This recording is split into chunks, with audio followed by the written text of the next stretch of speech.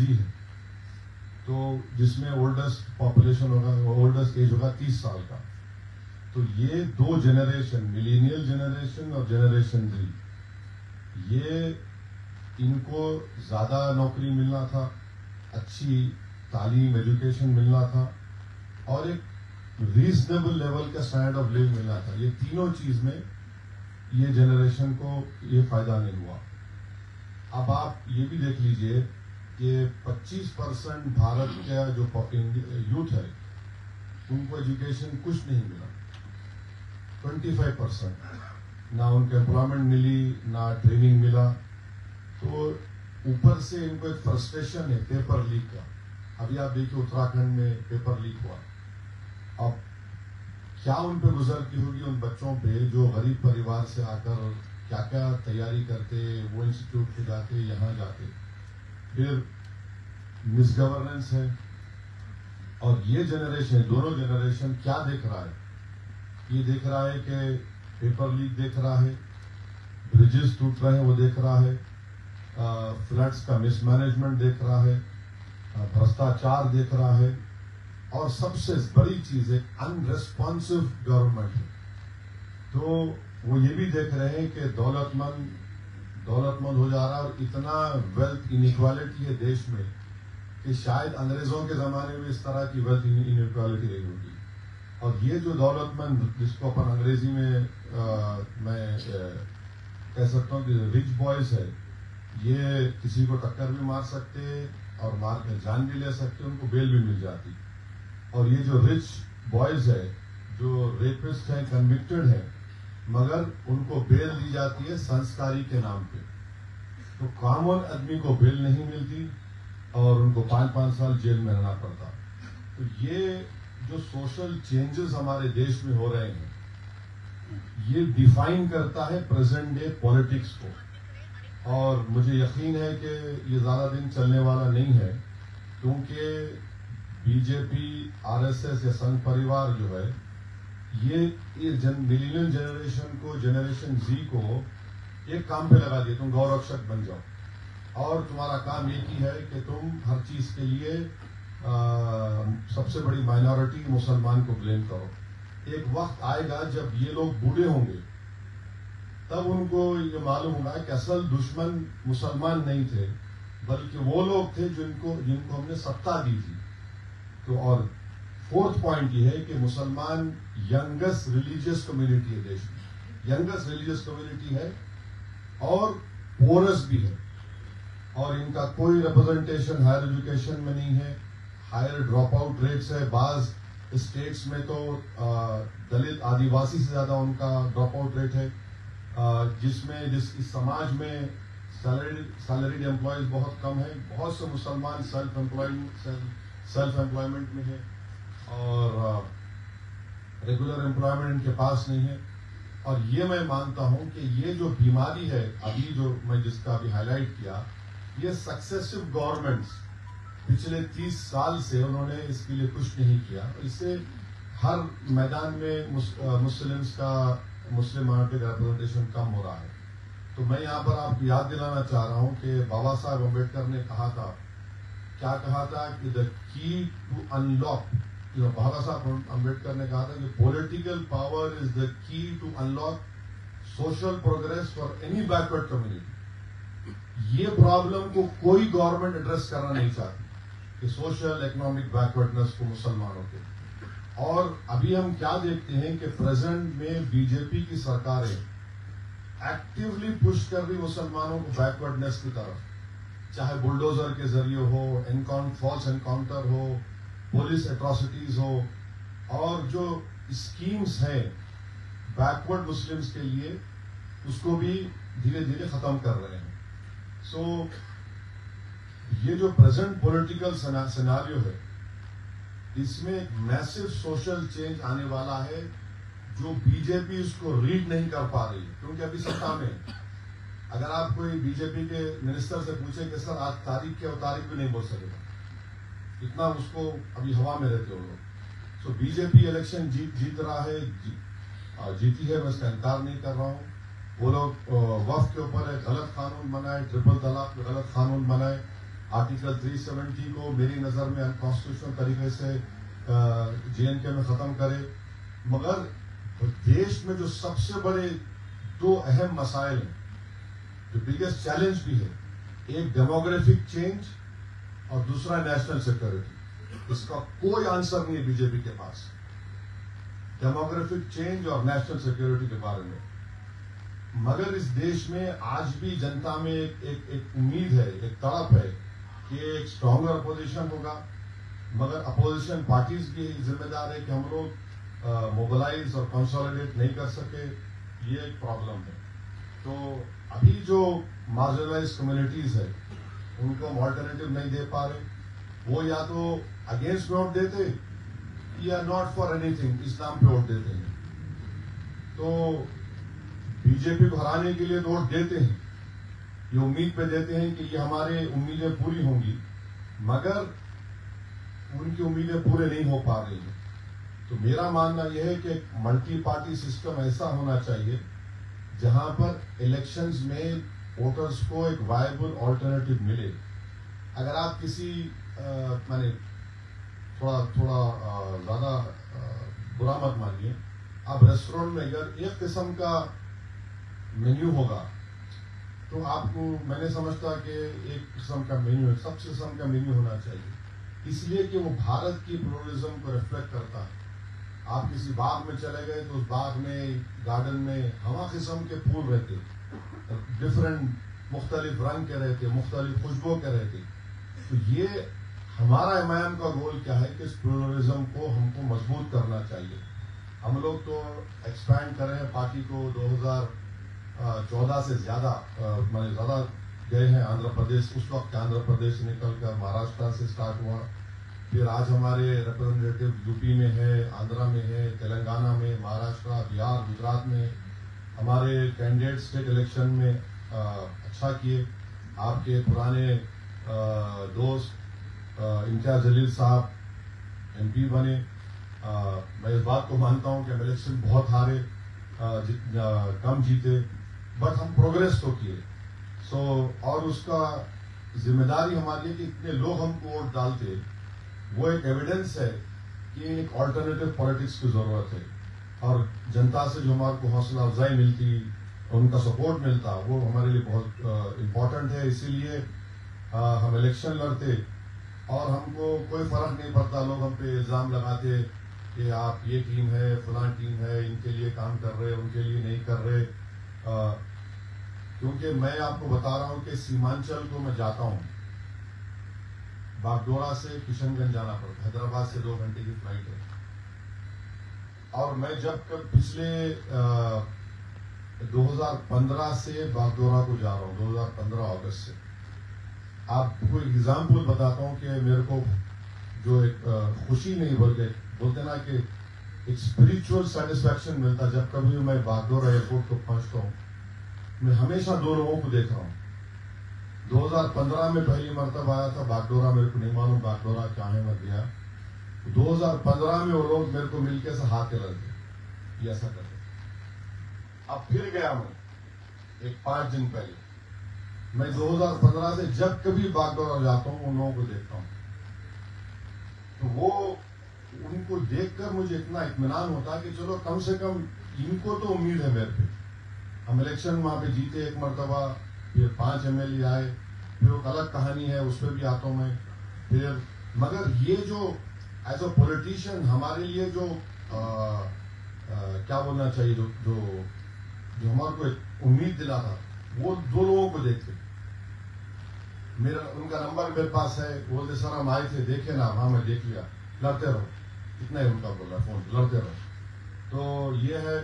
और याद रखिए कि अगर जनता जमहूरियत में, लोकशाही में अपना फेथ लूज करेगी, सोशल प्रोग्रेस पॉसिबल नहीं है, कोई नेशनल सिक्योरिटी फिर पॉसिबल होगी। तो गवर्नमेंट का काम यह है कि मार्जिनलाइज सेक्शन को, उनको आप इंसाफ करना चाहिए। अगर आप ये बता देंगे हमारे से कोई चॉइस नहीं है, वॉइस नहीं है, तो फिर ये अनार्की और केओस का सबब बनेगा। इसीलिए बाबा साहेब अम्बेडकर ने दलित समाज पे कहा था कि choose constitutional methods rather than civil disobedience. ये बाबा साहब अम्बेडकर का बड़ा फेमस उनका स्टेटमेंट है। तो हमने कई पार्टी से अलायंस किया, जो नॉन डोमिनेंट बैकवर्ड क्लासेस हैं, दलित पार्टी के साथ किया, ट्राइबल पार्टीज के साथ किया। बाज़ जगह पे अलायंस वर्क नहीं किए, बाज़ जगह अच्छा फायदा हुआ, मगर हम इस प्रिंसिपल पर काम कर रहे हैं कि मार्जिनलाइज कम्युनिटीज को एक प्लेटफॉर्म पे आना चाहिए।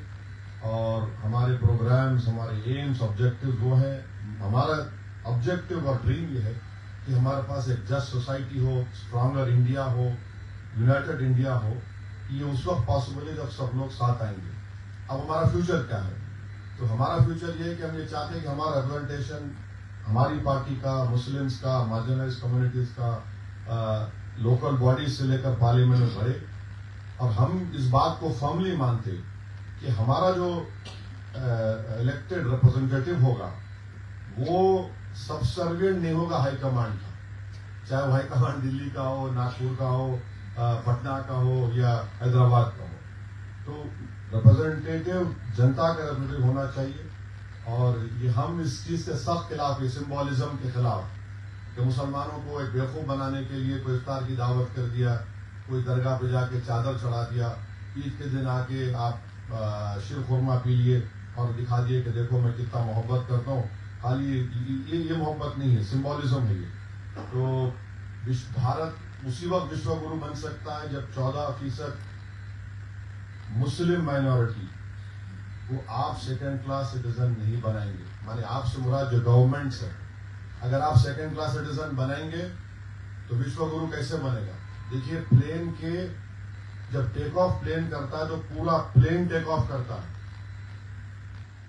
एक साथ प्लेन टेक ऑफ करता है। अगर आप नहीं करेंगे तो मुश्किल हो जाएगा।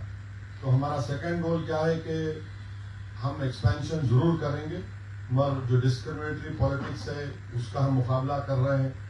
और आप देखिए कि आसाम में, ये मीडिया में ज्यादा रिपोर्ट नहीं हुआ, नियरली 3,500 मुस्लिम फैमिलीज को बुलडोजर के जरिए वहां पर उनको बेघर कर दिया गया।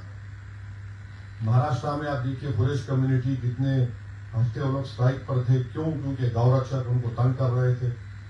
कई हमारे देश के बड़े बड़े शहरों में मुसलमानों को घर रेंट पे नहीं मिलता, रिलीजन की बुनियाद पे, और टारगेटेड वायलेंस होता है, चाहे वो खरगोन एमपी में हो या संभल में हो। यकीनन ये बहुत डिफिकल्ट टाइम्स है। मुसलमानों को ऐसे नेताओं की जरूरत है जो संविधान को इस्तेमाल करके जो पुलिस ऑफिसर बायस रहेगा उससे आर्ग्यू करना, जो चीफ मिनिस्टर अपनी कॉन्स्टिट्यूशनल ड्यूटी को नहीं निभा रहा उससे मुकाबला करना जमहूरी तरीके से, और कोर्ट्स में गवर्नमेंट को अकाउंटेबल बनाना। तो ये उसी वक्त होगा जब मुस्लिम लीडरशिप बनेगी। अब हमारी पार्टी क्या चाहती है, मैं आपको लिख के दूं, हम कोई मंत्री बनना नहीं चाहते। हमारे को कोई मतलब नहीं है मंत्री बनने का, क्योंकि हमारे को मालूम मंत्री बने तो संतरी पे अपॉइंट नहीं कर सकते आप। तो हमारा मामला क्या है कि हम जो सिविक कम्युनिटीज है, मुस्लिम एरियाज में, दलित एरियाज में जाके देखिए बेसिक कम्युनिटीज नहीं है, एजुकेशन के स्कूल्स नहीं है, हेल्थ केयर का सिस्टम नहीं है, और डेमोक्रेसी वर्क करना। अगर डेमोक्रेसी वर्क नहीं करेगी तो फिर ये बड़ा एनार्की और क्यास इस देश में होगा। ये इन शॉर्ट मुझे बोलना था, मैं बोला हूँ। बहुत बहुत शुक्रिया। अब आपके हवाले से पत्रकारांनी प्रश्न विचारत. सुरुवातीला आपण स्वतःचं नाव सांगावं, ओळख करून द्यावी, नंतर प्रश्न विचारावे. आणि एक एक करून प्रश्न विचारत, अनेकांना प्रश्न विचारायचे आहेत, तर थोडं लक्ष द्या. मैं मंगेश कोलपकर बात कर रहा हूँ, सकाळ न्यूज़पेपर से चीफ रिपोर्टर हूँ। अभी आप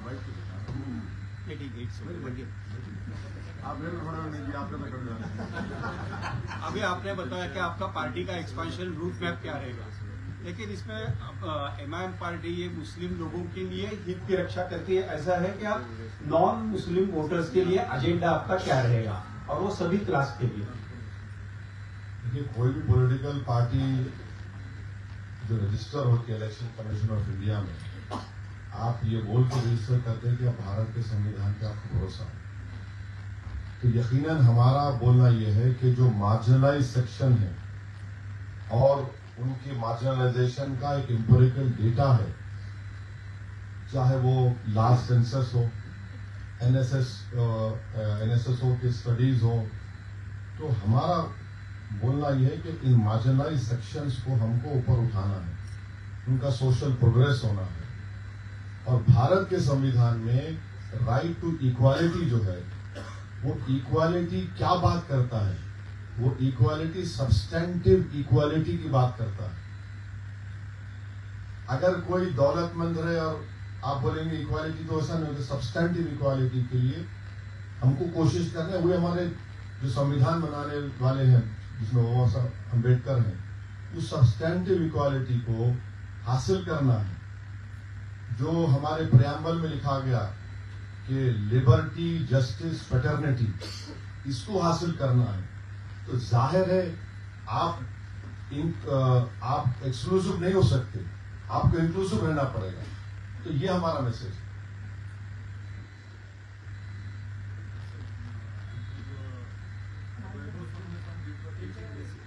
यस सर। तो आस्क यू, आपको खुद को क्या लगता है, बहुत साल से आप मुस्लिम कम्युनिटी को रिप्रेजेंट कर रहे हो, पॉसिबली ज्यादातर इशू जो है रेज रहे हो मुस्लिम कम्युनिटी के बारे में, आपको क्या लगता है इंट्रोस्पेक्ट करने के बाद मुस्लिम कम्युनिटी में जरूरत है? फिर से बोला, आवाज कर दिया। प्रोग्रेसिव चेंजेस जो है, can you hear me?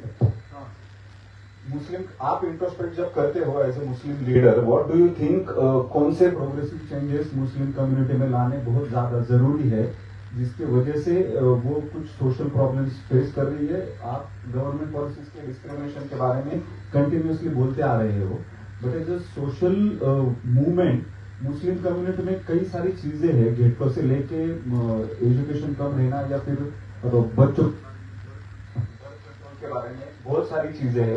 As a party और as a leader Muslim leaders कभी नहीं वो प्रोग्रेसिव स्टैंड लेते हैं, जिसकी वजह से कई सारी प्रॉब्लम्स फेस करनी पड़ती है मुस्लिम कम्युनिटी को। देखिए, एक प्रोग्रेसिव स्टेप मुसलमान ये ले सकते कि वो अपने दिमाग से इस बात को निकाल दीजिए कि आप जिसको सेकुलर समझ के वोट दे रहे, वो इक्वली कम्युनल है बीजेपी की तरह। एक प्रोग्रेसिव स्टेप होगा ये। दूसरा ये है कि मुस्लिम समाज में यकीनन एक चर्निंग है, और वो चर्निंग क्या है, वो एक तब्दीली क्या है कि वो जब दूसरे कम्युनिटीज के प्रोग्रेस को देखते, उनको भी ये ख्याल आता कि मैं क्यों प्रोग्रेस नहीं कर रहा हूं, मैं भी तो इंसान हूं। तो यकीनन उनकी टॉप प्रायोरिटी ये है एजुकेशन, अपने बच्चों के लिए, खासतौर से बच्चियों के महिला एजुकेशन के लिए, ये कम्युनिटी में है। तीसरा ये कि हर सोसाइटी में, हर रिलीजन में सोशल लीवर्स रहते हैं। अब आप पॉपुलेशन का बोल रहे हैं, शायद आप नहीं पढ़े होंगे, नेशनल फैमिली हेल्थ सर्वे जो लेटेस्ट आया है, वो सबसे ज्यादा with in the religious communities जो TFR रेट गिरा है, मुस्लिम कम्युनिटी का गिरा है। मगर फिर भी हमारे हिंदू भाई बहनों के TFR रेट से कम है, मगर ज्यादा गिरा है। और एक्सपर्ट्स ये बोल चुके हैं पॉपुलेशन का कि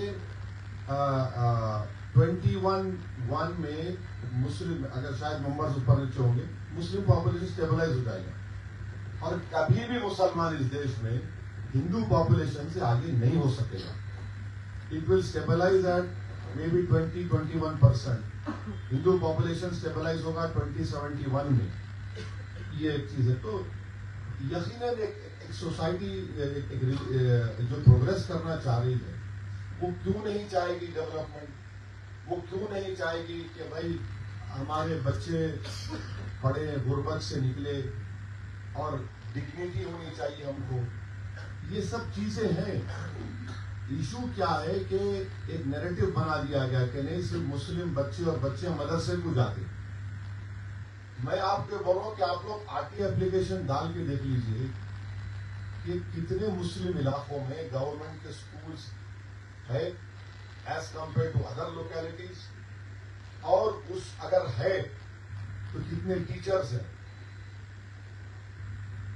ये नहीं कर रहे। नहीं, मदरसे को भी जाते। मदरसे को क्यों भी जाते? एक रिलीजन सीखने के लिए, और एक पर्टिकुलर सेक्शन है जो रिलीजियस स्कॉलर बनना चाहते। और सबसे बड़ी चीज क्या है कि भाई चलो मेरा बच्चा और बच्ची कम से कम जाके कुरान सीखेंगे, नमाज पढ़ना सीख जाएगा। तो स्कूल सिस्टम है ही नहीं, तो गवर्नमेंट फेल होगी उसके ऊपर। आप फॉर एग्जाम्पल देता हूं मैं, आप देखिए नरेंद्र मोदी की गवर्नमेंट ने pre matric, post matric scholarship और merit cum means. Post matric बहुत इंपॉर्टेंट है, ड्रॉप आउट रेट यहां पर है। अच्छा, मेरी बात का भरोसा मत करिए, एक प्रोफेसर कुंडू की रिपोर्ट है जो 2015 या 16 में उस वक्त माइनॉरिटी मिनिस्टर थी नजमा हेपतुल्लाह को दी गई। प्रोफेसर कुंडू और उनके साथियों ने ये एम्पिरिकल एविडेंस दिया कि the biggest reason for Muslim drop out is they don't have the financial wherewithal. ये गवर्नमेंट को दी गई रिपोर्ट। मोदी साहब क्या कर दिए, बोले कि नहीं, पोस्ट मैट्रिक स्कॉलरशिप तुमको मिलेगी 9th और 10th में। कैसा होगा बताइए? मेरा तो ड्रॉप आउट रेट क्लास 5, 6 से शुरू हो जाता है। यहां पर आप सपोर्ट करना चाहिए ना मेरे को, आप 9, 10 में देंगे। एक फेलोशिप थी मौलाना आजाद, लोग जो डीफिल और एमफिल या पीएचडी करते, उसको बंद ही कर दिए। तो ये कैसा होगा बताइए? गवर्नमेंट अगर इंसाफ नहीं करेगी। अच्छा, एक प्राइम मिनिस्टर की स्कीम है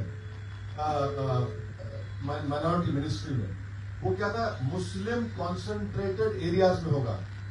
इन्होंने क्या कर दिया, जंगल कर दिया उसको। तो ये कैसे होगा बोलिए? ये तो सिस्टमिक पिन पॉइंटेड डिस्क्रिमिनेशन हो रहा है। मगर आपको मैं ऑनेस्टली बोल रहा हूं, मुसलमानों के लिए, मुस्लिम बच्चियों के लिए हिजाब कोई बैरियर नहीं है उनके प्रोग्रेस का। बाज हिजाब पहनते, रिलीजियस रीजन से, बाज नहीं पहनते, काम भी करते।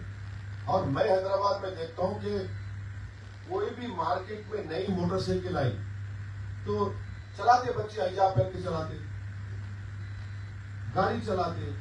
बल्कि मैं अपने कोई एनजीओ थे, उनसे बोल के इलेक्ट्रिक ऑटो ले लाया।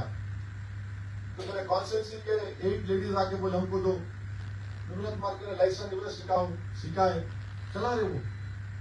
तो ये हरगिज मत समझिए, आप बिलीव ही मत करिए कि मुसलमान एक सोशल चेंज नहीं चाहता। आप अपॉर्चुनिटी, वो माहौल बना रही है ना, आप बुलडोजर मेरे सामने खड़ा कर दे रहे, आप मेरे को डरा दे रहे, तो कैसा होगा बताइए? तो मुस्लिम कम्युनिटी के है प्रॉब्लम्स है, उनको चेंज आने का है और चेंज हो रहा है। मगर अगर कोई ये बोलेगा कि नहीं रिलीजन की वजह से प्रोग्रेस नहीं करो, बहुत झूठ है वो, सरासर झूठ है वो, इसमें कोई सच्चाई नहीं। गवर्नमेंट अपनी जिम्मेदारी नहीं निभा रही है। किसी हद तक आप यकीनन मुसलमानों को भी चेंज लाना पड़ेगा। वो ला रहे, उनको लग रहा है कि हम चेंज 2 कदम आगे बढ़ाते, हमारा एग्जिस्टेंस को आप क्वेश्चन करना शुरू कर देते, वो एक प्रॉब्लम है।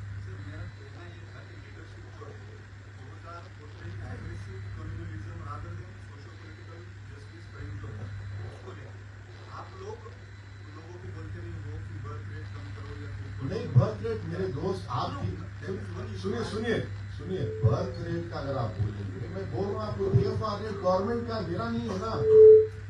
डीएफआर रेट आप दिए ना, वही दिए, तो गवर्नमेंट ऑफ इंडिया का है। डीएफआर रेट सबसे ज्यादा रिलीजियस कम्युनिटीज में मुसलमानों का गिरा है। ये क्यों गिरा है? क्योंकि उनकी रियलाइजेशन है, उन्होंने डिसाइड कर रहे, उन्होंने अपना चॉइस ले रहे।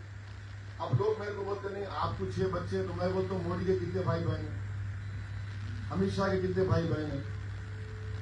तो ये मगर चेंज है, हम लोग बोलते, आज भी मैं बोलता हूँ कि ट्रिपल तलाक मत दो अपनी बीवी को। कल का मेरा भाषण सुनिए आप किचन कराची में, मैं उनको बोला कि तुम लोग सोसाइटी के ईवल से दूर रहो, शराब से दूर रहो, ड्रग्स से दूर रहो, तुम लोग एक मिसाल बनो। मगर होता क्या कि आपके चैनल को इसमें टीआरपी नहीं आता ना। टीआरपी किसमें आता? जिसमें जूस रहता। अब इसे जूस ही नहीं है, बहुत ड्राई सब्जेक्ट है ये। आप पूछिए, आपका बहुत बहुत शुक्रिया।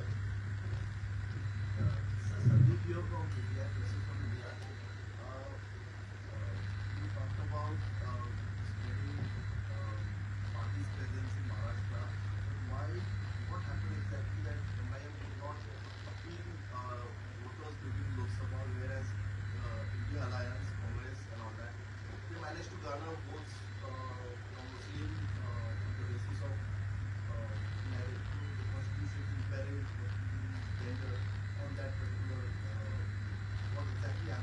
So if you, I have done an in-depth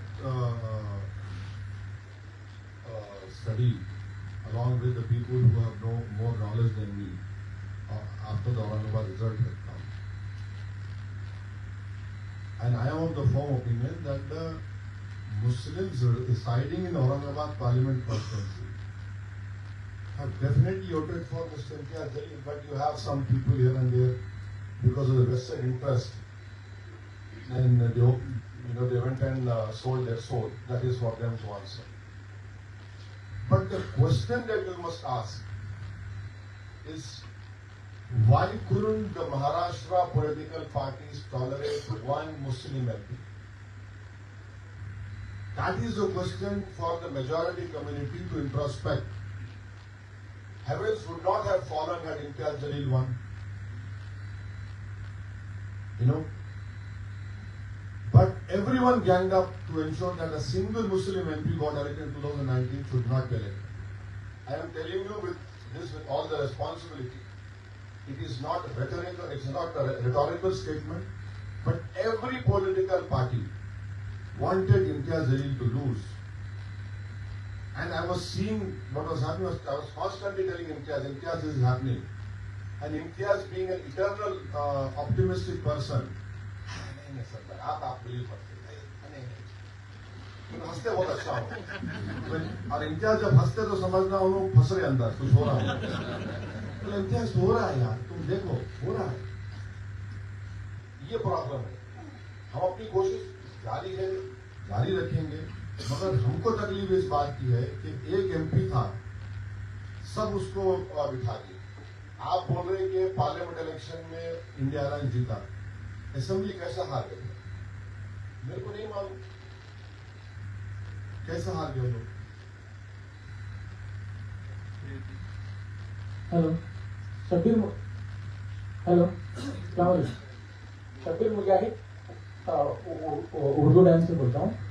मेरा एक सवाल ये है कि जब से मोदी सरकार आई है तो उन्होंने वो सिर्फ मुसलमानों के ही विरुद्ध काम करने का शुरू किया। और जहाँ तक हमारे हिंदू के जितने भी रियासतें हैं उनके उसमें जो बीजेपी की सरकारें आई है अभी जिसके अंदर जो है आदित्य यूपी के जो वजीर आला है उन्होंने मुसलमानों के ऊपर बुलडोजर चला है। तो ऐसी हालत में जो है एमआईएम के ऊपर क्या जिम्मेदारी होती है? जिम्मेदारी सब पे, आप पे भी है, मेरे पे भी है, सब पे जिम्मेदारी। मैं अकेला कहाँ जिम्मेदार हूँ? तो मगर ये है कि सिर्फ इस मसले में आप बोल के रुक मत जाइए, मैं आपसे एग्री कर रहा हूँ। मगर मैं जो मिलेनियल जनरेशन Z की बात कर रहा हूँ, उनको तो कोई दिखा रहा ही नहीं रहा, उनको तो कोई सपोर्ट ही नहीं कर रहे। और नेशनल सिक्योरिटी पे कोई बात, तो अब पानी यहाँ पर आपके पास फ्लड्स आया, बहुत बुरे तरह फ्लड्स है महाराष्ट्र में। कई मैं स्टेटमेंट बना के बोले नहीं वो मुसलमान जिम्मेदार है उसका भी। अरे पानी का मैं कैसा जिम्मेदार हूँ? माने जो नैरेटिव बन गया देश में, हर चीज का जिम्मेदार आप खड़ा कर दो। तो नेशनल सिक्योरिटी के ऊपर ये मिलेनियल जनरेशन और जनरेशन Z के ऊपर लोग कुछ नहीं कर रहे, और ये महंगा साबित होगा देखिए इन लोगों के लिए। क्योंकि आप जो मैजिक शो चल रहा है ना, वो अच्छा दिखता है आपको। हमारे पब्लिक स्कूल में हैदराबाद में मैजिक शो था, हम लोग बच्चे बैठते थे चड्डी पहन के, तो मैजिक शो मुतासिर कैसा किया, क्या किया। मगर एक बात, दो चीजें थी उसमें इम्पोर्टेंट, क्योंकि मैजिशियन बैठता था वो एक कवर लगा के बैठता था और कोई नहीं बात वो क्या करता था अंदर नहीं मालूम। फिर हम मैजिक शो देख के खुश होते थे। उसके बाद हमारे मिसेस राजाराव हमारे हेडमिस्ट्रेस थे, बोले magic show is over, back to class and start doing your maths. तो वैसे होने वाला है, वही देखेंगे इंशाल्लाह, ये होने वाला है। अभी सब लोग खुश है, मैजिशियन है वो, सब लोग को जिक्र हो गया, पर कोई ये पूछ रहा नहीं कि भाई ये जो जनरेशन है 65% पॉपुलेशन भारत में 40 साल से कम उम्र का है, क्या हो रहा उन लोगों को? अगर ये पॉपुलेशन खड़ा हो गया, हमको उम्मीद है ये खड़े होंगे जब सवालात करेंगे, जब सबकी वाट लग जाएंगी, याद रखना। आप मेडिसिन की बात करें सर, मेडिसिन की बात करें ये जो आप जिनको मैजिशियन बोल रहे हैं, प्राइम मिनिस्टर को बोलो, नाम लेके बोलो आप उनका बोल रहे हो। मैजिक कब खत्म होगा? रियलिटी में कब आएगा नहीं, ये जब, देश अपना? जब आप रियलिटी को देखेंगे, हम रियलिटी को देख ही नहीं रहे हैं। आप मेरे को बताइए, 26 हमारे लोगों को सिर्फ महज इसलिए पाकिस्तान के टेररिस्ट मारे क्योंकि वो हिंदू थे। उनकी न्यूली वेडेड वाइफ के सामने, उनके बच्चों के सामने, उनके माता पिता के सामने मार के चले गए। ये कोई नहीं पूछ रहा वो हरामजादे आए कैसा वहां पर, ये कोई पूछ रहा नहीं। वो शैतान की औलाद वहां पर आई कैसा, कौन जिम्मेदार है उसका? हमारी 10 लाख फौज है वहां पे, कोई नहीं पूछ रहा। हम कोई सवाल ही नहीं कर रहे। वो जलील आकर गोली मारकर चले गए। आप बताइए, उसके बाद हम ऑपरेशन सिंदूर किए। हम अपनी फौज को, एयरफोर्स को सलाम करते हैं, उनकी बहादुरी को हमेशा उनकी फख्र करते रहेंगे। हम क्रिकेट मैच खेलते हैं, एक हकीर क्रिकेट मैच, क्या है उसमें? अगर हम नहीं खेलते तो पाकिस्तान को पैसे नहीं मिलते, समझे आप? हम उनका 80% पानी रोक दिए इंडस वाटर ट्रीटी में। रोक तो नहीं सकते मगर देर से छोड़ रहे, राइट? वो फर्क पड़ता उनको। हम ट्रेड बंद कर दिए, इनडायरेक्ट ट्रेड। वाघा का बॉर्डर बंद है, उनके बीमार पेशेंट भारत को नहीं आ सकते इलाज कराने। क्रिकेट मैच क्यों खेल रहे भाई तुम? ये मैजिक शो हो गया ना। अब आप देखो कि मैजिशियन क्या कर दिए। हमारी टीम पे कोई हमको क्वेश्चन नहीं करना, हमारे प्लेयर्स पर। वो बेचारे जो बोर्ड बोलेगा करेगा। क्रिकेट मैच वो जीत रहे, प्रधानमंत्री बोल रहे ऑपरेशन सिंदूर 3-0। आप बोलिए, जो अगर आपका बेटा बॉर्डर पर है, जो आंख में आंख डाल के देख रहा पाकिस्तान के कौन सा टेररिस्ट आ रहा है, उसके बाप पे क्या गुजर, क्योंकि मेरा बेटा 5000 फीट के ऊपर ऊंचाई पर है, बारिश में है, बर्फ में है। मेरा बेटा है मैं, या क्रिकेट मैच है मैं? कभी ये लोग देखते हैं कि अगर वो वहां से बॉर्डर के एरिया से कोई बच्चा अगर घर को आता है तो उसके घर में ईद का माहौल होता, और माहौल क्या होता कि मेरा बेटा वापस जिंदा आया। और हम उनकी कुर्बानी को एक मामूली क्रिकेट मैच से मिला रहे। ये कैसा होगा? प्राइम मिनिस्टर क्यों दिए मेरे को नहीं मालूम। ये अरे 3-0 सिंदूर क्या है ये? जो हमारे पायलट ब्रह्मोस से उनके 9 एयर स्ट्रिप बर्बाद कर दिए, पाकिस्तान के टेररिस्ट सेंटर गए, वो लोग क्या सोच रहे होंगे बताइए? हमको क्रिकेट मैच से कंपेयर कर रहे हो तुम लोग। किसी को अंदाजा भी है कि पायलट की ट्रेनिंग के लिए कितना टाइम लगता है? किसी को अंदाजा भी है कि फौजी खड़े रह के मुकाबला करता है, कितना उसको क्या क्या रिस्क फैक्टर होगा उसका? हम कुछ है, पूरे मिनिस्टर ताली मार रहे, हम जीत गए। अरे क्या है ये?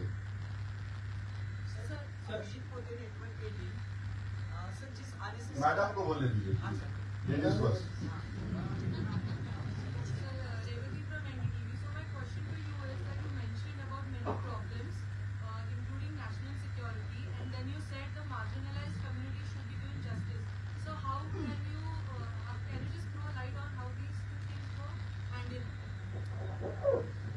Well, you see, marginalized communities, please try to understand that when we talk about democracy, when we talk about parliamentary democracy, what it actually means and what our founding fathers have dreamt about, that it will be a democracy where every section of the society will be represented, not only in the state assemblies, in the legislature or in the parliament, but the local bodies also. That was the dream of our founding fathers. Now, have we lived up to it? No, we have not lived up to it. In fact, I would earnestly request you. I'm not here to tell you something, but there is a book written by an Oxford professor called Prathinav Anil. In that book, he has criticized my party also. That is, I leave it to him. But what he has said, he has given a list of communal riots which occurred during Pandit Nehru's time. The fatalities were as high. And I don't know, maybe many of you don't know that in 1962 December, Prophet Muhammad, peace be upon him, his hair was stolen in Srinagar, Hazrat Bal. So there were communal riots throughout the country. You know what happened? Nearly 1.5 lakh Bengali-speaking Muslims were pushed inside forcibly into East Pakistan. 40,000 Muslims living in the present Northeast were either given deportation notice or they were deported. Now when I said this in the parliament, there were many leaders from the secular parties who told me, how dare you say that? I said, why? It happened, this is the proof. Take it. But they are blinded. No, it cannot be. I said, look at this proof. So the systemic discrimination, marginalization has not started recently. It always existed. And that is why you see this problem becoming huge day by day, day by day. And rightfully Baba Sahib Ambedkar said when he was asked by a journalist like you that, oh, you have reservation for Dalits in parliament. So Baba Sahib made a famous statement. He said, yes, they are elected on the basis of the seats reserved. But the only work they do is they open their mouth to yawn. So there has to be a change within these marginalized communities that if you want to become masters of your destiny, it is high time that you come together, become a political force, have a political leadership. This 60-70-year-old experiment has failed completely in giving justice to the marginalized communities. Every political party is responsible. They got the mandate, they have failed to deliver it, not failed, but they have deliberately discriminated. They have deliberately discriminated. I tell you why, because we have manufactured crorpatis. We have manufactured billionaires. Why couldn't we inculcate these, develop these areas? Our banks are only for richer people so that their loans increase and increase. A poor farmer fails to give a loan, or a poor man who buys something, gone is gone. As far as national security is concerned, it is very convenient for BJP to raise this nationalism flag. But what sort of nationalism is this when Pahalgam happens? When in 2019 that bomb incident happened with our brave CRPF soldiers were killed. Question is, why, how did they come over there? What is happening over there? A revolution took place in Bangladesh, 56-inch chest person does not know. A revolution happened in Nepal, we don't know. A revolution happened in Sri Lanka, we come to know afterwards. China has taken over that port in Sri Lanka, we don't know. If you stand at a place in Simanchal, I can show you, we can see Bangladesh from there. With your visible eyes, you are seeing China is constructing an airstrip. Bangladesh was our closest friend after Bhutan. The Chinese are sitting over there. ISI is sitting over there in Bangladesh. 50% tariff is imposed. Ab ki baar, Trump Sarkar, Howdy, Modi. Everything has gone. You know, the 50% tariff has destroyed Surat, the diamond market, ready-made garment industry in Tamil Nadu. Our motor parts exports to USA is 35,000 crores. Half has, it has come to half now. Who's responsible for this? Please tell me. But no, it is very easy. Blame this fellow. Blame Gopiwala, Dadiwala. You do a Dharam Sansad. In your Maharashtra, you have a minister. Listen to what he said. His golden words. His pearls of wisdom according to his sadistic wisdom. What did he say? Where is that? I mean, he said something obnoxious, but he got elected. तो क्या करेंगे आप? आपके government के priorities वही है. बोल दिया गलती से. आप लोग तो कुछ नहीं पूछेंगे. तू कैसा बोला? तू उसका एजेंट है, तू वहां का एजेंट है, तू इसका है, फुला है, ये है, वो है. कुछ नहीं होगा. मैं कल इचल कराची गया मैडम, मेरे को लव लेटर आ गया. 169 BNSS। अरे बोला क्या है भाई ये? बोले नहीं सर, आप हेट स्पीच नहीं देंगे, आप फुला नहीं करेंगे, आप ये नहीं करेंगे, वो नहीं करेंगे, ऐसा नहीं करेंगे। अरे मतलब ऐसा दिख रहा है कि कभी कभी मेरी बीवी नाराज हो तो सब सवाल मेरे से करती है, तू कब से मेरा ससुरा बन गया? मैं आपको BNSS 169 क्या है ये?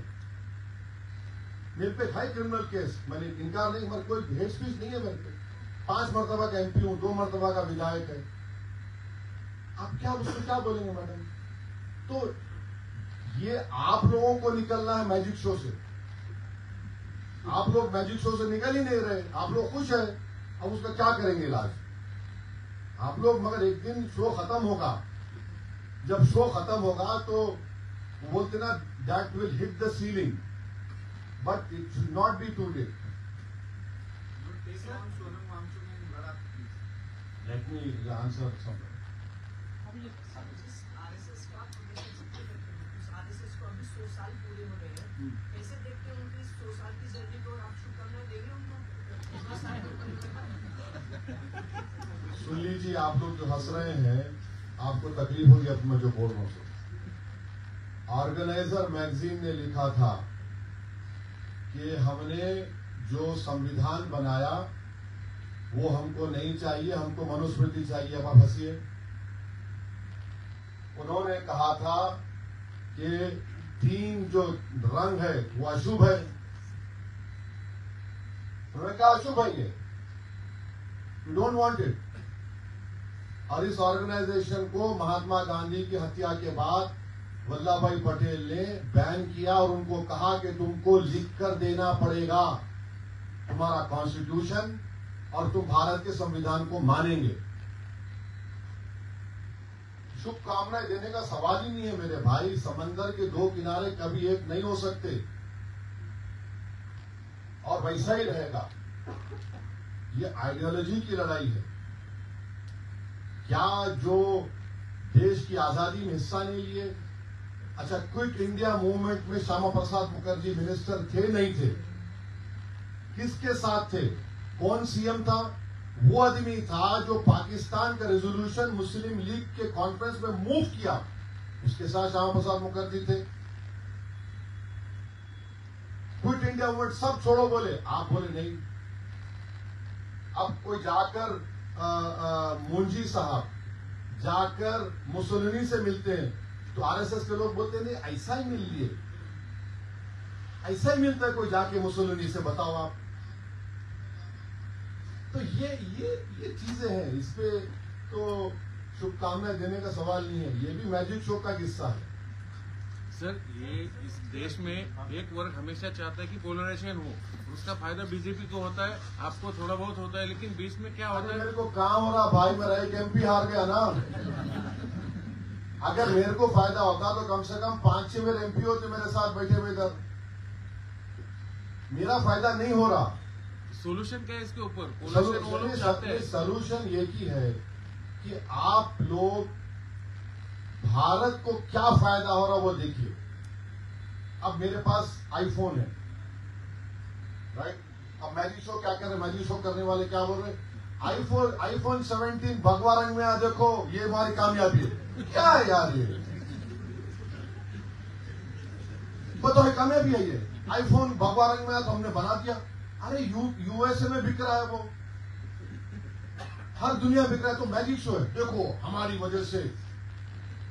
अरे वो तो परेशान हो जाएगा वो आईफोन का मालिक, बोले ये क्या है? टिनको बोले ये क्या है यार? What is this narrative? You please tell me. IPhone भगवा रंग का है, देखो हमारा वजह से हो गया। अरे तो फिर नौकरी देना भाई मिलेनियल जनरेशन को, जनरेशन Z को दो ना, कुछ तो दो। मगर ये दिखा दे रहे, अब खुश बेचारा हो जाएगा, खुश हो जाएगा, पर 2 घंटे के बाद रियलाइज करेगा यार मैं तो खरीद ही नहीं सकता, वो तो इतना महंगा फोन है।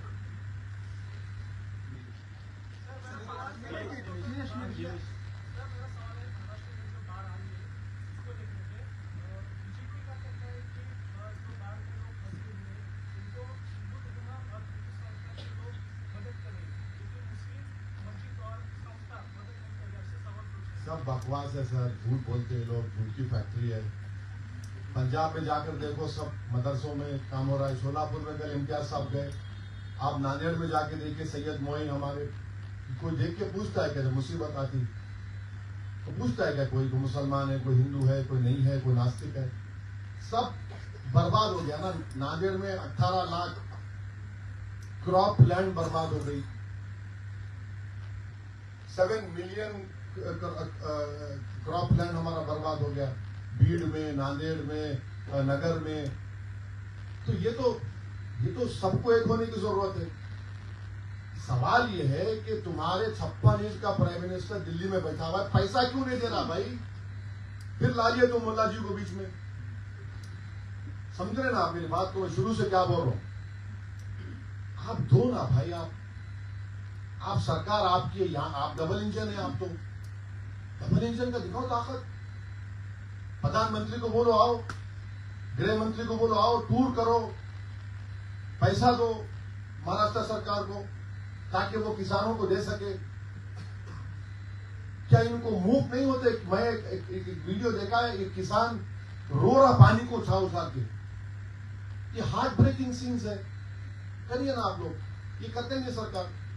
महाराष्ट्र में महाराष्ट्र का जो फ्लड आया है, परमिशन दी गई है, लेकिन अभी परमिशन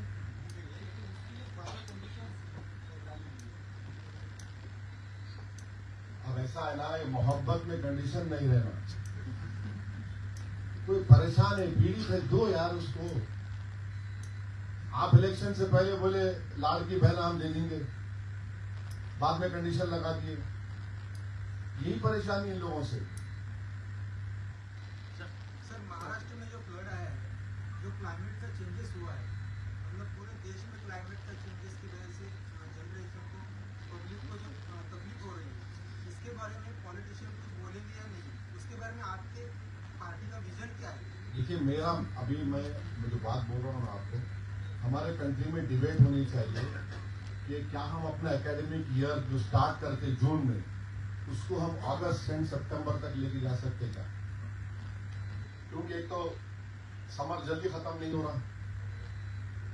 क्या हम अपने एकेडमिक ईयर को सितंबर से शुरू कर सकते हैं? डिबेट होनी चाहिए।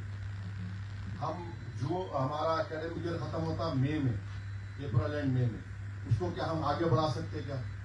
ये डिबेट होनी चाहिए। क्योंकि अब ये बारिश की वजह से कई स्कूल बंद होते और समर में हीट वेव आता, हम स्कूल को बंद करते।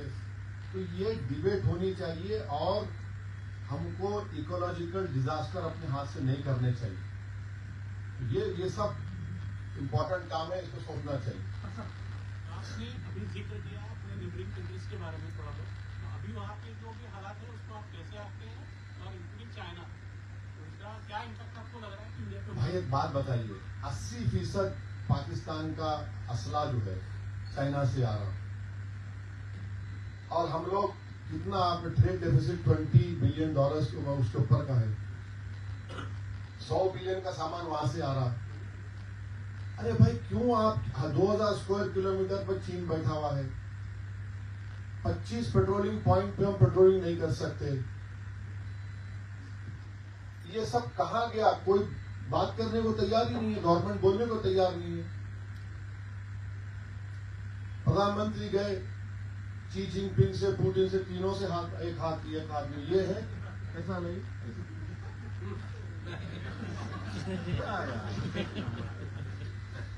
2000 स्क्वायर किलोमीटर मेरा चला गया पूरा। अच्छा, पाकिस्तान का पूरा J-10 जो भी था एयरक्राफ्ट पूरा चीनी है। 2 फ्रंट वॉर होगा कभी, देखना आप, खुदा ना खास्ता।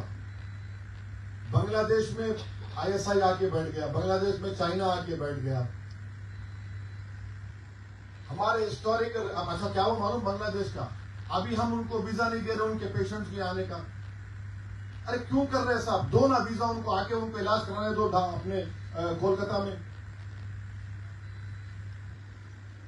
नेपाल चीन के पास, श्रीलंका पोर्ट चीन के पास।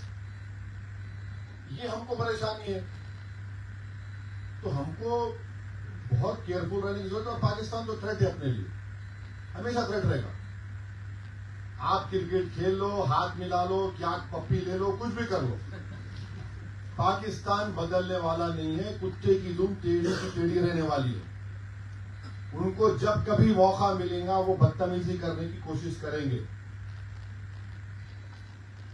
ये हाल है हमारा। साउथ एशियन कंट्रीज हम ऑपरेशन सिंदूर में ओपनली भारत के साथ क्यों नहीं आके ठहरे? ओपनली आके ठहरना था, सिवाय भूटान के। और कौन आके ठहरे बाद में? इसराइल और अफगानिस्तान। स्ट्रीम क्लब में आ गया वो, उसमें अपन एक जेनोसाइडल रजीम है, एक तो कंप्लीटली दूसरा रजीम है। सर हजरतबल दरगाह पे जो सिंबल था अशोक स्तंभ का, उसे तोड़ा गया था, तो उसके बारे में आपकी क्या राय है? क्या नहीं, देखिए भाई, प्रधानमंत्री जो है अपनी कॉन्स्टिट्यूंसी में काशी के मंदिर को बनाए, वहां लगाया आप अशोका का एम्बलम। और आपकी इत्तला के लिए गवर्नमेंट ऑफ इंडिया का एक मेमो है, ये कहां पे लग सकता है। गवर्नमेंट ऑफ इंडिया का एक मेमो है, कहां पे लग सकता, कहां पे नहीं लग सकता। तो वहां लगना ही नहीं था। वो गवर्नमेंट ऑफ इंडिया का मेमो है, मेरा तुम्हारा नहीं है। वो आप मेमो जारी कर रहे, उसका उल्लंघन आप कर रहे। और तीसरी बात, एक दिन पहले वहां की जो मैडम है वक्फ बोर्ड की जिम्मेदार, उन्होंने साउथ कश्मीर जाके वही काम का इनॉग्रेशन किया, मगर वहां पे नहीं लगाए। क्यों नहीं लगाए आप गवर्नमेंट ऑफ इंडिया के नेशनल एम्बलम का वायलेशन नहीं कर सकते, क्योंकि वो रूल है, वो उस रूल को फॉलो ही नहीं किए वो। तोड़ना जरूरी था? अरे तोड़ने का, मैं आपको तोड़ना नहीं चाहिए था, लगाना भी नहीं चाहिए था। फिर आप देखिए, ये आप समझिए भारत में उसकी इंपॉर्टेंस क्या है। बहुत बड़ी इंपॉर्टेंस है। उसका रूल का उल्लंघन करे तो उसको तो आप एक्शन लेना था वो ऑफिसर के ऊपर, वो नहीं लेते आप, क्योंकि वो दिखाना है आपको। सबका साथ सबका विकास ये नारा नरेंद्र मोदी हमेशा देते हैं, और ये नारा सिर्फ हिंदुत्व का एजेंडा है क्या सर? अरे भाई, ये सबका साथ, सबका विश्वास, सबका विकास कहां हो रहा? एक ही आदमी को एयरपोर्ट पोर्ट मिल गया, एक ही किस्म के लोग करोड़पति अरबपति बन रहे हैं। नारा अच्छा है मगर अमल जीरो है, हो रहा ही नहीं। सबका साथ आप बोलते, मेरे को साथ में रखना नहीं चाहते आप। देख तो लीजिए क्या हो रहा है। आपके पास एक मुस्लिम एमपी नहीं है, आप टिकट भी नहीं देते, मगर आप बड़े बड़े दावे करते हो। तो ये है। सर, आजम कादिर फ्रॉम मेरा भारत टाइम्स। हाँ, सर, माजी गृह मंत्री पी चिदम्बरम ने कहा है कि 26/11 के अटैक के बाद में कांग्रेस ने अमेरिका के दबाव में आके पाकिस्तान पर अटैक किया। चिदम्बरम साहब काबिल आदमी है, उनसे पूछ लीजिए। मैं तो कभी होम मिनिस्टर बनूंगा भी नहीं, ना मेरे को नहीं मालूम। मगर एक बात तो है, पाकिस्तान से टेररिस्ट आए थे और मुंबई में उन्होंने कत्लेआम किया, 5 स्टार होटलों में किया, वीटी स्टेशन पर किया। और वीटी स्टेशन में मेरे को आज भी अच्छी तरह याद है कि एक तेलंगाना में निजामाबाद टाउन है, वहाँ की एक नई दुल्हन थी जिसके हाथों की मेहंदी नहीं उतरी थी, वो भी वो जालिम जो दहशतगर्द आए थे वहां से, उनकी गोली का शिकार हो गई। और ये भी आप याद रखिए, अजमल कसब को हमारे बहादुर कांस्टेबल शहीद हो गए, उसको पकड़ा, उसको फांसी दी, और फांसी देने के बाद मुंबई के मुसलमानों ने कहा कि हमारी जमीन में तो इस जालिम को नहीं दफनाना।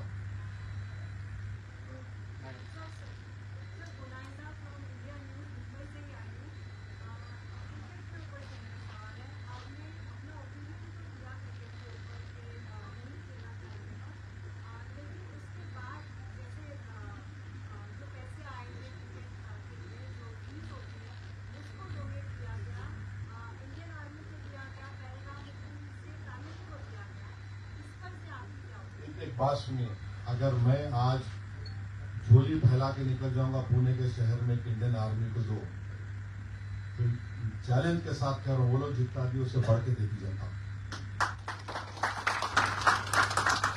ये उससे बढ़ के देंगी जनता। वो 26 लोग जो मरे। सवाल वो नहीं है, पैसों का सवाल नहीं है, सवाल उसूल का है कि जो एक कंट्री की आर्मी कमिटेड है भारत को बर्बाद करने के लिए, और ये पहलगाम के बाद आपको एक डिसीजन फर्मली लेना था, क्यों नहीं लिया? सवाल वो है। भारत इतना तो भूखा फकीर नहीं है खुदा ना खास्ता कि हम अपनी आर्मी को पैसे ना दें, हम अपने दहशतगर्दी से मरने वालों को मदद ना कर सके। सवाल पैसों का नहीं है, सवाल आपका कमिटमेंट क्या है टेररिज्म के ऊपर। वहां पर आप कमजोर पड़ गए।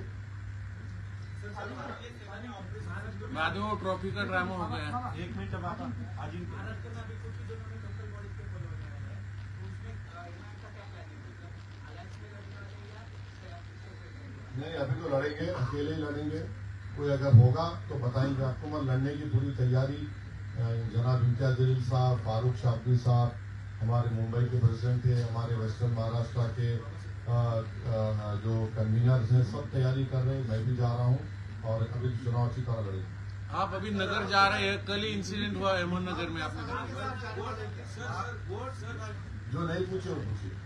अहमदनगर से मिर्जापुर में सभा करके आए, वहाँ के जो MP हैं हाँ। बीजेपी के रंजीत माणी, तो वो कुछ आरोप कर रहे हैं आपने जिस तरह के आपने वहाँ पे भाषण दिए, क्या बोले? समाज में कुछ पेड़ निर्माण करना है वहाँ पर। उसी के साथ आपको अभी तक महाराष्ट्र की जनता ने कुछ खास साथ नहीं दिया है ना, आपके कोई खास मेंबर यहाँ पे इलेक्ट होके आ रहे हैं। अरे उनको मैं जवाब देता हूँ। इतना सैलाब आया, जाओ ना वहाँ पे पानी में, चलो ना, किसानों कुछ करो, वहाँ तुम काम करो। मेरे बारे में क्या बोल रहे? मेरे बारे में बोल के तुमको नंबर बनाना चाह रहे क्या? क्या बोला मैं? किस समाज के बारे में बोला? कुछ नहीं बोला मैं किसी भी समाज का। अगर मैं बोलता तो आप लोग फ्रंट पेज न्यूज बना देते मेरी। पहला तो क्वेश्चन वही होता, आपने ये बोला था कल चल कराची में पावरलूम इंडस्ट्री का रेट बढ़ गया, 1 रुपए से 130 रुपए हो गया। उसके बारे में क्या कर रहे वो लोग? पावरलूम इंडस्ट्री के लिए उनको मिलना था जाके, मैं गिरिराज सिंह से जाके मिला के रॉ कॉटन पे कस्टम का एग्जाम्पशन दिलाओ। अब गिरिराज सिंह से जाके मिला तो हमारे जो सोकाल सेक्युलर दोस्त हैं, देखो ओवैसी बैठा हुआ है गिरिराज के साथ। एक तरफ ये बोलते, एक तरफ ये बोलते। मेरे को कोई फर्क नहीं पड़ता, जो बोले तो प्रूफ दिखाओ। तुमको तकलीफ हुई, मेरे को खुशी हुई। कल अहमदनगर में जो अरे लाठीचार्ज हुआ, उसके ऊपर आप फ्रंट रो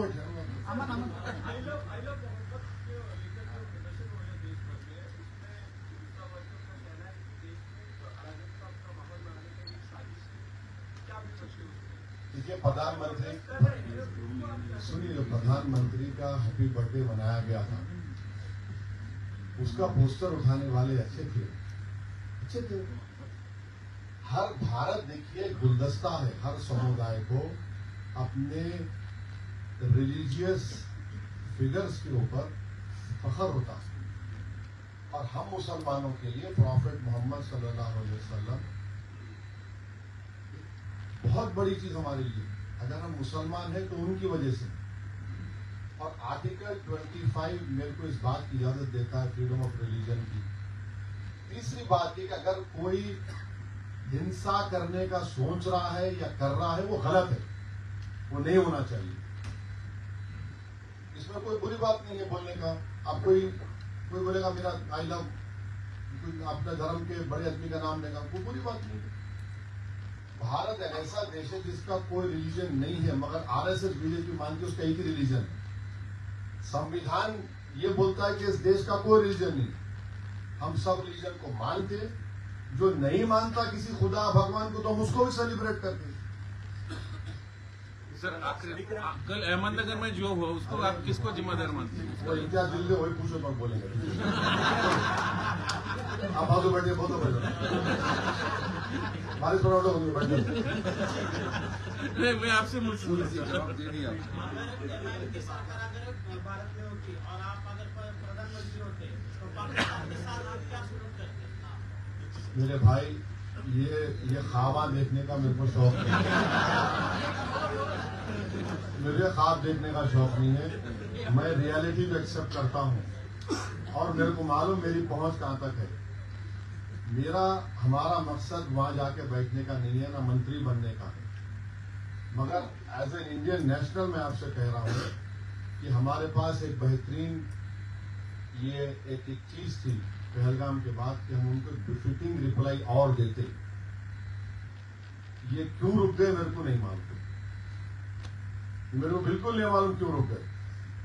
आप अंदाजा लगाइए कि गुजरात का बॉर्डर, फिर गुजरात से राजस्थान का बॉर्डर, राजस्थान से पंजाब, पंजाब से जम्मू, जम्मू से कश्मीर के बॉर्डर पर पूरे ड्रोन्स थे पाकिस्तान के, कामाकाजी ड्रोन्स थे, एक जंग का माहौल था।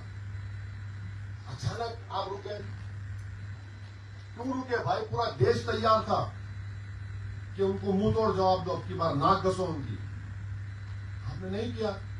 फिर आप पार्लियामेंट बैठ के बोलते हैं कि हम पीओके हासिल करेंगे, राजनाथ बोलते हैं पीओके में ऐसा होगा। अरे क्या हुआ? देखिए, बार बार ऐसे लम्हे नहीं आते। आपने उसको खो दिया।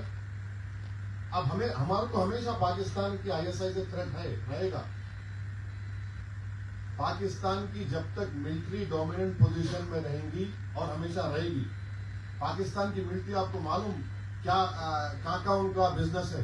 टूरिज्म में उनका पैसा है, रियल एस्टेट में उनका पैसा है।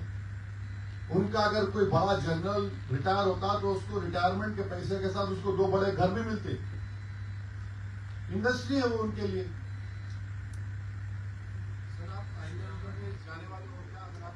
इम्तियाज साहब बोलेंगे। नहीं, मेरे को नहीं मालूम यहाँ से उठ के जाना नहीं जाना। इम्तियाज साहब को बोलो आप क्या बोलो।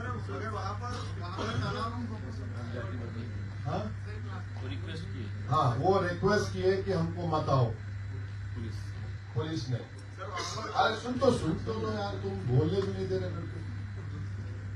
तो हम लोग इंशाल्लाह एक दिन वीक दोबारा जाएंगे। मेरे को धुलिया भी जाने का है, तो हम लोग नगर को जाके धुलिया जाएंगे। शेवटचा प्रश्न आपण घेतोय का? हाँ बोलिए भाई। पैलेस्टीन से लेकर मेरा एक सवाल है। सभा करेंगे कि नहीं करेंगे? हाँ, सभा करेंगे कहाँ पे? नगर में। हाँ, बाकी बोलो ना, आखिरी बोलो, आखिरी बोलो जाओ। पैलेस्टीन से लेकर मेरा सवाल है। कुछ दिन पहले सोनिया गांधी जी ने एक में आर्टिकल लिखा था कि हमारे वजीर आजम और नेतानियाहू की जो फ्रेंडशिप है, इसकी वजह से हम उस पर डिप्लोमेटिक स्टैंड नहीं ले पा रहे। तो आपकी क्या राय है? आप किस नजरिए से देखते हैं कि हम पीछे हट गए उस डिप्लोमेटिक लेवल से? आपको याद होगा जब भारत में पार्लियामेंट के चुनाव चल रहे थे तो स्पेन ने एक शिप को रोक दिया था जिस पर हथियार जा रहा था इजराइल को। वो शिप भारत से हथियार लेके जा रही थी।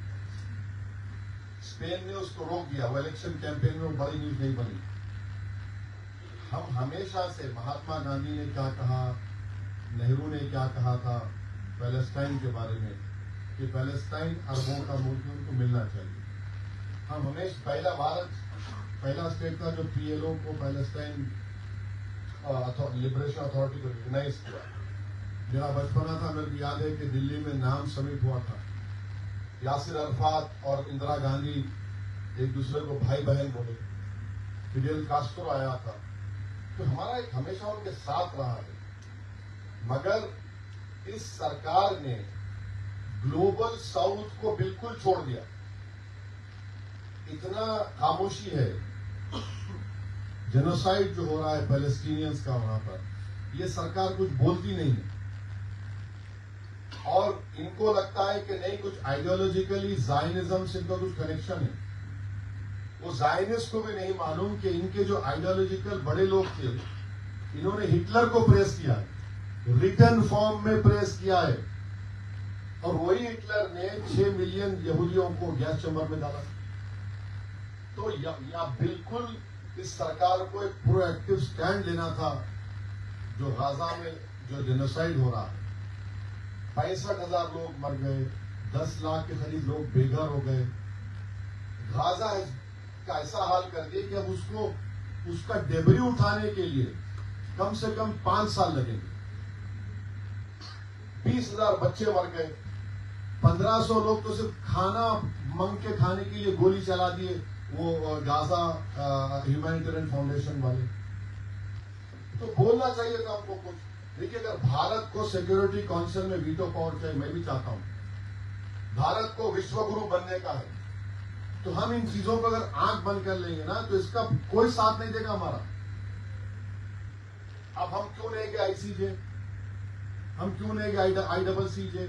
हम गए किसके लिए गए? आप ये सवाल आप लोग पूना में बैठ के क्यों नहीं करें मेरे से कि पूना का एक आदमी पाकिस्तान के जेल में जाधव, उसकी मौत को रोकने के लिए हम लोग गए थे ना, हरीश सालवे साहब को लगाए थे।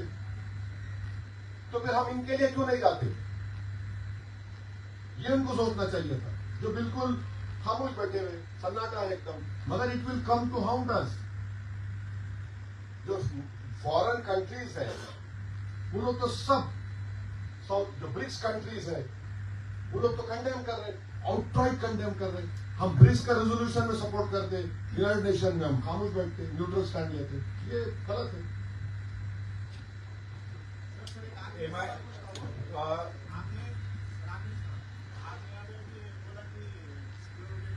हाँ, आपने अभी अभी बोला कि प्योर को लेने का हमने अच्छा मौका खो दिया, तो आपको वास्तव में ऐसा लगता है कि यहाँ पे बोलने के आसान है प्योर ले लेना? क्या बोले? ये आसान ले लेना? ये राहुल देख, नहीं, मैं बोलता हूँ बोलो। देखो तुम्हारे को महंगा पड़ेगा। सुनो भाई साहब, सुनो भाई, नहीं सुनो, बोलने दो भाई, पूछने दो। आपको मालूम कि हमारा क्या स्टैंड है भारत का POK के ऊपर? नहीं, आप मैं तो पूछ लो, नहीं मालूम, सुन लेता सवाल। हमारा पार्लियामेंट का रेजोल्यूशन है, हमारा है वो रेजोल्यूशन है। हम सीट रखते हैं उनके लिए JN के असेंबली में। लेना तो पड़ेगा ना, जो मेरा हम कैसा छोड़ेंगे? अगर मेरे माँ बाप की शादी के जहेज में कोई चीज नहीं आई तो मैं बोलूंगा ठीक है, हो गया। ये तो वो मामला है, तो मेरी जमीन है, ये मेरा हिस्सा है, बराबर लेना है और लेके रहेंगे इंशाअल्लाह ताला। मगर ये सरकार क्या कर रही है? ये सरकार बोली, देखो राजनाथ सिंह का स्टेटमेंट देखो आप, POK खुद हमारे साथ आ जाएगा। है? कैसा आ जाएगा? एक स्टेटमेंट है वो। देखो वहां यकीनन वहां के लोगों में एंगर है, प्रोटेस्ट हो रहा है, वो भी परेशान है। ये सब चीजें लेना हमारा है, वो बिल्कुल लेना है और लेना चाहिए सरकार को। ये सरकार जितना POK के बारे में बोली, कोई नहीं बोली। आप लो ना भाई, आप क्यों नहीं लेते? लेना चाहिए। बस अब ये फंक्शन खत्म होने के बाद मैं डायरेक्ट जाऊंगा, ये कैमरा मेरे मुंह पे नहीं आएगा, 1 to 1 नहीं होगा। प्लीज मैं आपसे आइला नगर वाला इम्तियाज जलील अलग क्लियर करेंगे, अभी बैठ के क्लियर करेंगे तो मेरा न्यूज आएगा नहीं, तुम चलाएंगे नहीं, कोई चलेगा, तो मैं जानता हूँ। MIM पक्षाचे प्रमुख हर्षवर्धन ओवैसी आज या ठिकाणी आले. त्यांनी सांगितलं की भारत हा एखाद्या पुष्पगुच्छासारखा आहे आणि ते भारताची विविधता टिकवली पाहिजे आणि हाच विचार